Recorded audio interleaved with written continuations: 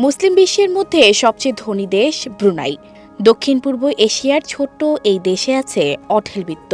দেশটির নাগরিকদের প্রায় প্রতিটি ঘরেই আছে নিম্নে 3টি করে গাড়ি। প্রতি 2 জন নাগরিকের জন্য রয়েছে একটি করে গাড়ি।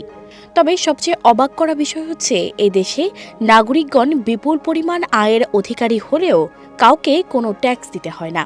উপরন্তু সরকারের পক্ষ থেকে রয়েছে বিনামূল্যের অনেক উপহার। এদেশে অভাবী মানুষ থাকলেও নেই কোনো ভিখারি। ব্রুনাইকে শান্তির দেশ বলা হয়। এর একমাত্র কারণ এর অবিশ্বাস্য অর্থনীতি। 2018 সালের ওয়ার্ল্ড ইকোনমির তথ্য অনুসারে ব্রুনাইয়ের মোট জিডিপি $35.456 বিলিয়ন, মাথাপিছু আয় $81,612।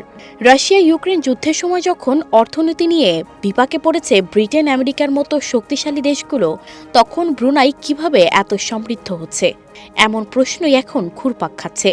দেশটির এত সম্পত্তির পিছনে রয়েছে অফুরন্ত তেল ও গ্যাস সম্পদ। প্রাচীর দেশ না হয়েও প্রাকৃতিক গ্যাস এবং তেলের ভাণ্ডার মজুদ রয়েছে এই দেশে। ব্রুনাই দক্ষিণ পূর্ব এশিয়ার 3য় বৃহত্তম তেল উৎপাদক দেশ। প্রতিদিন 1,80,000 ব্যারেল তেল উৎপাদন করে এই দেশ। বিস্ময়কর ব্যাপার হলো দেশটিতে পার্লামেন্ট রয়েছে, কিন্তু সেই পার্লামেন্টে কোনো নির্বাচন হয় না।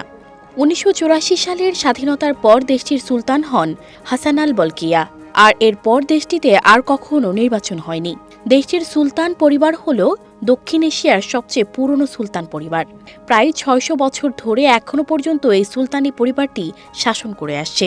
Guinness book of world record অনুসারে 1993 সাল পর্যন্ত পৃথিবীর সবচেয়ে ধনী ব্যক্তি ছিলেন দেশটির সুলতান। তবে এখনও এই সুলতানের নাম রয়েছে পৃথিবীর সবচেয়ে ধনীদের তালিকায়।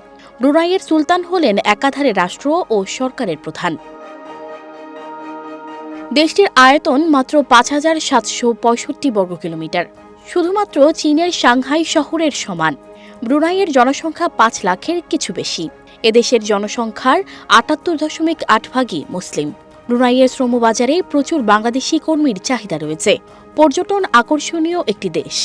ব্রুনাই হচ্ছে একমাত্র দেশ যার নাগরিকরা ভিসা ছাড়া চীন, রাশিয়া, সেনজেন এলাকা এবং যুক্তরাষ্ট্রে ভ্রমণ করতে পারে।